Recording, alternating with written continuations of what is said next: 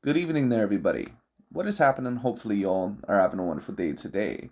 So, when it comes down to it, I thought, of course, that I would talk about the news that most recently kind of shocked me a little bit, or at least surprised me a little bit overall, and maybe has surprised that of the boxing world. And for those of you that did not end up hearing the news, there now is going to be a new heavyweight clash that apparently has been confirmed for that on March 9th of this year. And for those of you, of course, that don't know of that heavyweight clash is apparently going to be between AJ Anthony Joshua and that of Francis Ngannou, which, some people might have some mixed reviews about this matchup. They might say that they love this matchup. They might say that it's very exciting, and other people might say that AJ Anthony Joshua is ducking other contenders and that that this is not the fight that he should be taking and that he should be shameful. But to be quite honest with you, just in my personal view, I actually like this matchup quite a bit. And the reason why I like this matchup quite a bit is because I think from a marketing scheme and I think from that of Anthony Joshua and Eddie Hearn's view, I think that this is pretty much probably the most perfect matchup that you could potentially go for. Because I think that if you're AJ Anthony Joshua and you're Eddie Hearn, and if you're trying to cash out on Anthony Joshua or you're trying to possibly revive him as potentially the best heavyweight in the world, I don't think that you go after someone potentially dangerous, but also someone that's not 100% proven yet, like that of a Filip Pergovic or a Zhang or, someone like that. I think that you go after someone over like Francis Ngannou, who I think that at the current moment in time, that at least from a marketing point of view, I think that they pretty much look at this as the perfect type of fight. Now, I'm not really 100% sure how many views this fight is going to get. The Tyson Fury and Francis Ngannou fight apparently did not do great with that of the pay-per-view numbers. Apparently, it did abysmal from what I hear, but I'd have to take a look at that. I'm not quite so sure about that. But of course, that was when people were expecting that Francis Ngannou wouldn't even have the slightest bit of a chance against a professional boxer.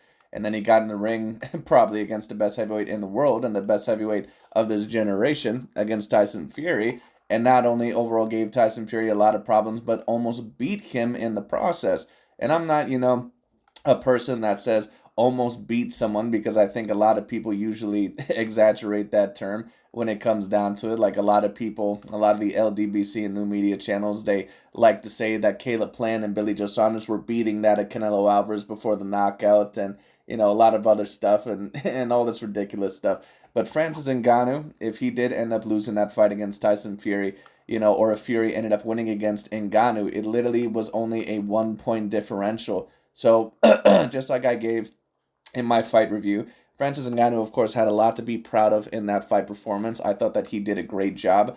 I also think that Tyson Fury was not very good in that fight, and I think that he probably did not take him quite as seriously as what he should have.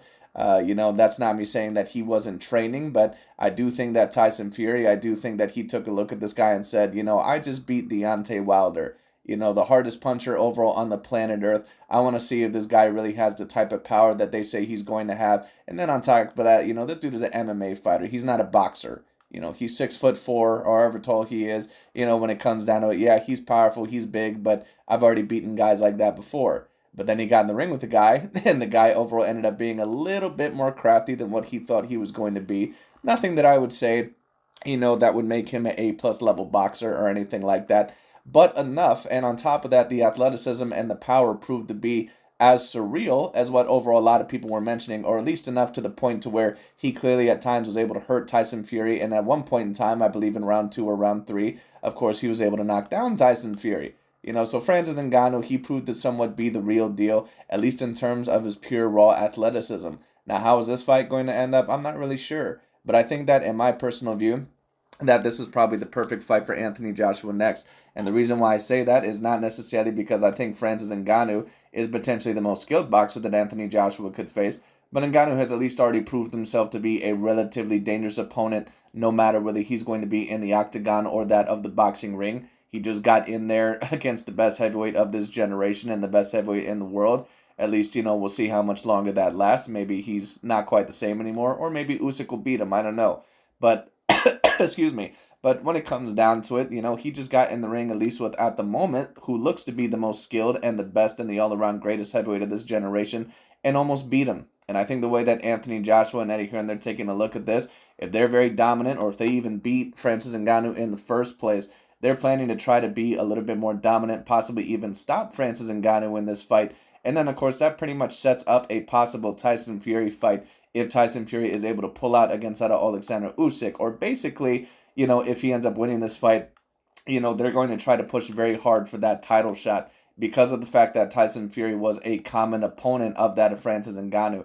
Now, it doesn't necessarily mean that he's going to get it, but, knowing Tyson Fury at the very least, if Tyson Fury ends up winning that fight, I believe that he will go after AJ Anthony Joshua. He's always had an interest in that fight, especially because of the amount of money behind it and the fact that they're both remembered as the great British heavyweights of their day. And I think that Anthony Joshua realizes that if he's possibly going to, reclaim or revive his status as ever possibly being the greatest or the best heavyweight of his era, he has to beat Francis Ngannou, and then he possibly has to beat that of Tyson Fury.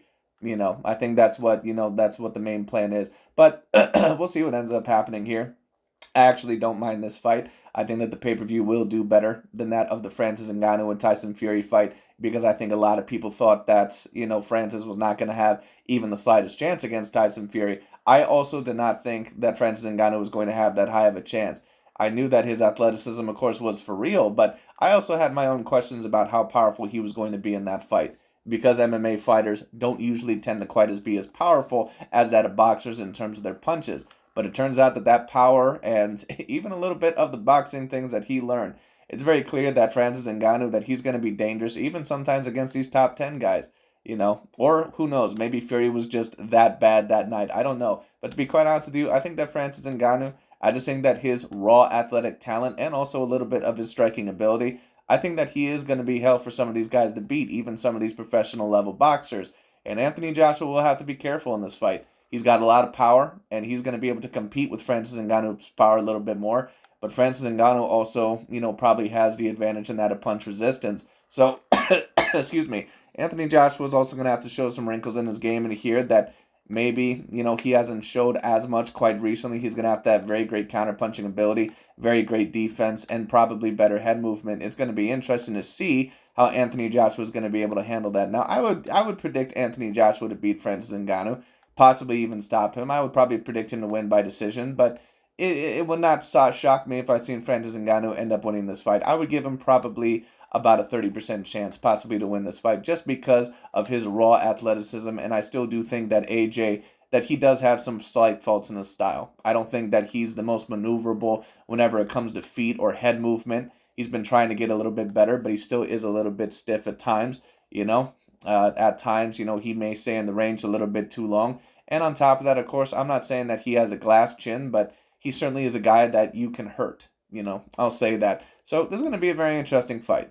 I'm going to be very interested to see what ends up happening in this fight. But anyways, that's pretty much my commentary on this. Thank you all so much for watching. This is going to be a very interesting fight indeed. And I believe it happens March 9th. But anyways, thank you all so much for watching. I'll talk to you all later.